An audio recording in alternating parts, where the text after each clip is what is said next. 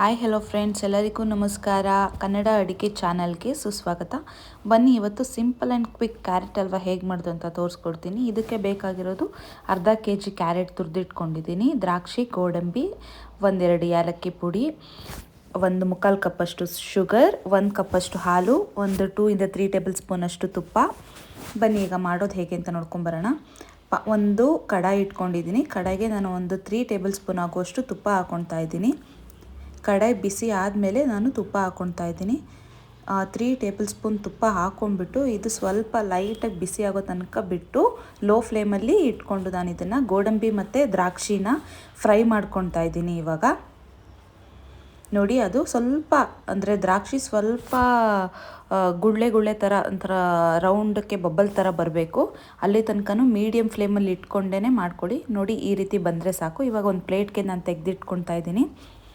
ಮತ್ತು ಇವಾಗ ಅದೇ ಬಾಣಲಿಗೆ ನಾನು ಕ್ಯಾರೆಟ್ ತುರಿ ಹಾಕ್ಕೊಳ್ತಾ ಇದ್ದೀನಿ. ಅದೇ ತುರಿದಿಟ್ಕೊಂಡಿರೋ ಕ್ಯಾರೆಟ್ನ ಹಾಕ್ಕೊಳ್ತಾ ಇದ್ದೀನಿ. ನಾನು ಯಾವಾಗಲೇ ಹೇಳ್ದಂಗೆ ಅರ್ಧ kg ಕ್ಯಾರೆಟ್ನ ನಾನು ತುರಿದಿಟ್ಕೊಂಡಿರೋದು. ಇವಾಗ ಇದು ಚೆನ್ನಾಗೆ ತುಪ್ಪದಲ್ಲೇ ಹುರ್ಕೋಬೇಕು ನಾವು ನೀಟಾಗೆ.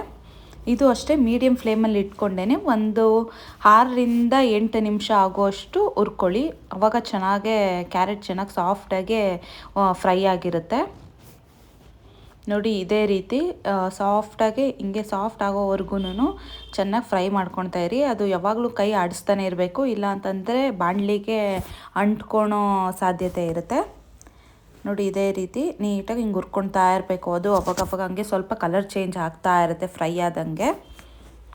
ಅದು ಹಸಿ ವಾಸನೆ ಇರುತ್ತಲ್ಲ, ಹಸಿ ವಾಸನೆ ಫುಲ್ ಹೋಗಿಬಿಡಬೇಕು ಆ ರೀತಿ. ಮತ್ತು ಅದರಲ್ಲಿ ಕ್ಯಾರೆಟಲ್ಲಿ ಇರೋ ನೀರಿನಂಶ ಎಲ್ಲನೂ ಹಿಂಗಬೇಕು. ಆ ರೀತಿ ಚೆನ್ನಾಗೇ ಹುರ್ಕೋಬೇಕು. ನೋಡಿ, ಇವಾಗ ನಾನು ಈ ರೀತಿ ಹುರ್ಕೊಂಡಾದಮೇಲೆ ಇದಕ್ಕೆ 1.5 ಕಪ್ಪಷ್ಟು ಹಾಲು ಹಾಕ್ಕೊಳ್ತಾ ಇದ್ದೀನಿ. ಈ ರೀತಿ ಹಾಲು ಹಾಕೋದ್ರಿಂದ ಅಂದರೆ ಇನ್ನೂ ಚೆನ್ನಾಗೆ ಸಾಫ್ಟಾಗಿ ಬೇಯುತ್ತೆ. ಸೊ ಹಾಲು ಹಾಕಿನೂ ಅಷ್ಟೇ ನೀವು ತಾಳ್ಮೆಯಿಂದ ತುಂಬ ಒಂದು 10 ನಿಮಿಷ ಆಗೋ ಅಷ್ಟು ಸಾಫ್ಟಾಗೆ ಬೇಯೋ ತನಕನೂ ಬಿಡಬೇಕು. ಆವಾಗ ಚೆನ್ನಾಗೆ ಹಾಲಿನ ಅಂಶ ಎಲ್ಲನೂ ಕ್ಯಾರೆಟ್ ಎಳ್ಕೊಳುತ್ತೆ ಚೆನ್ನಾಗೆ. ನೋಡಿ, ಈ ರೀತಿ ಹಾಲು ಕಡಿಮೆ ಆಗ್ತಾ ಬರ್ತಾ ಇದೆ, ನೋಡ್ತಾ ಇರ್ಬೋದು ನೀವು. ಈ ರೀತಿ ಹಿಂಗೆ ತಿರುಗಿಸ್ಕೊಳ್ತಾ ಇವಾಗ ನಾನು ಇದು ಚೆನ್ನಾಗೆ ಹಾಲಿನ ಅಂಶ ಎಲ್ಲ ಎಳ್ಕೊಂಡಿರುತ್ತಲ್ಲ, ಆವಾಗ 1/4 ಕಪ್ ಆಗುವಷ್ಟು ಶುಗರ್ ಹಾಕ್ಕೊಳ್ತಾ ಇದ್ದೀನಿ.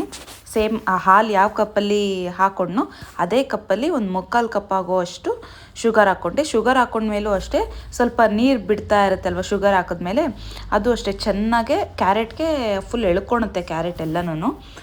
ಅಲ್ಲಿ ತನಕ ನೀವು ಕುಕ್ ಮಾಡ್ಕೋಬೇಕು. ನೋಡಿ, ಇವಾಗ ಫುಲ್ ಡ್ರೈ ಆಗ್ತಾ ಇದೆ, ಫುಲ್ ನೀಟಾಗಿ ಎಳ್ಕೊಳ್ತಾ ಇದೆ. ಹಿಂಗೆ ತಿರುಗಿಸ್ಕೊಳ್ತಾ ಇರಬೇಕು ಮಧ್ಯದಲ್ಲಿ ಒಂದೊಂದು ಸಲ. ಫುಲ್ ಹಿಂಗೆ ನೀಟಾಗೆ ಎಲ್ಲ ನಾವು ಹಿಂಗೆ ತಿರುಗಿಸ್ಕೊಳ್ತಾ ಹಾಲು ಸಕ್ಕರೆ ಎಲ್ಲ ಚೆನ್ನಾಗಿ ಬೆರೆತು ಕ್ಯಾರೆಟಲ್ಲಿ ಏನು ಅದು ಹಾಲಿನಂಶ ಎಲ್ಲ ಹಿಂಗೆ ಪ್ರೆಸ್ ಮಾಡಿ ನೋಡಿದಾಗ ಅಲ್ಲಿ ಸ್ವಲ್ಪ ಬಿಡೋ ಥರ ನಮಗೆ ಕಾಣಿಸ್ಬಾರ್ದು. ಅವಾಗ ಒಂಥರ ಅದು ಮುದ್ದೆ ಥರ ಎಲ್ಲ ಇರುತ್ತೆ. ಸೊ ಹಿಂಗೆ ಚೆನ್ನಾಗಿ ಫ್ರೈ ಮಾಡ್ಕೋಬೇಕು, ಆವಾಗ ಟೇಸ್ಟು ಇನ್ನೂ ಸೂಪರಾಗಿ ಬರುತ್ತೆ. ನೋಡಿ, ಇದೇ ರೀತಿ ಇದು ಮೀಡಿಯಮ್ ಫ್ಲೇಮಲ್ಲಿ ಇಟ್ಕೊಂಡೇ ಮಾಡಬೇಕು. ನೀವು ಏನಾದರೂ ಹೈ ಫ್ಲೇಮ್ ಇಟ್ಕೊಂಡ್ಬಿಟ್ರೆ ಎಲ್ಲ ಅದೇ ನಾನು ಹೇಳ್ದನಲ್ಲ ಆವಾಗಲೇ ಎಲ್ಲ ಕಡಾಯಿಗೆ ಅಂಟ್ಕೊಂಡ್ಬಿಡುತ್ತೆ. ಈಗ ಎಲ್ಲ ಈ ರೀತಿ ಆಗಿದೆ. ಇವಾಗೇನು ಚೆನ್ನಾಗೇ ಎಲ್ಲ ಅಂಟ್ಕೊಂಡಿಲ್ದಿರೆ ನೀಟಾಗೆ ಎಲ್ಲ ಸಾಫ್ಟಾಗಿ ಬೆಂದಿತ್ತು. ಸೊ ಇವಾಗ ನಾನು ಕುಟ್ಟಿಟ್ಕೊಂಡಿರೋ ಏಲಕ್ಕಿ ಪುಡಿನ ಹಾಕ್ಕೊಳ್ತಾ ಇದ್ದೀನಿ. ಹಂಗೆ ಆವಾಗಲೇ ದ್ರಾಕ್ಷಿ ಗೋಡಂಬಿನ ಫ್ರೈ ಮಾಡ್ಕೊಂಡಿದ್ದೆ ಅಲ್ವಾ, ಅದನ್ನು ಹಾಕ್ಕೊಳ್ತಾ ಇದ್ದೀನಿ. ನೋಡಿ, ಅದನ್ನ ಹಾಕಿ ಒಂದು ಚೆನ್ನಾಗಿ ಮಿಕ್ಸ್ ಕೊಡಿ. ಈ ರೀತಿ ಮಿಕ್ಸ್ ಕೊಟ್ಟಾದಮೇಲೆ ಫುಲ್ ಸರ್ವಿಂಗ್ ಬೌಲ್ಗೆ ಕ್ಯಾರೆಟ್ ಹಲ್ವಾ ಸರ್ವ್ ಮಾಡೋಕ್ಕೆ ರೆಡಿ ಆಗುತ್ತೆ. ಆ್ಯಂಡ್ ಟೇಸ್ಟ್ ಅಂತೂ ತುಂಬಾ ಚೆನ್ನಾಗಿರುತ್ತೆ. ನೀವು ನಿಮ್ಮ ಮನೇಲಿ ಒಂದು ಸಲ ಟ್ರೈ ಮಾಡಿ ನನಗೆ ಹೇಗಿತ್ತು ಅಂತ ಕಮೆಂಟ್ ಬಾಕ್ಸಲ್ಲಿ ತಿಳಿಸಿ.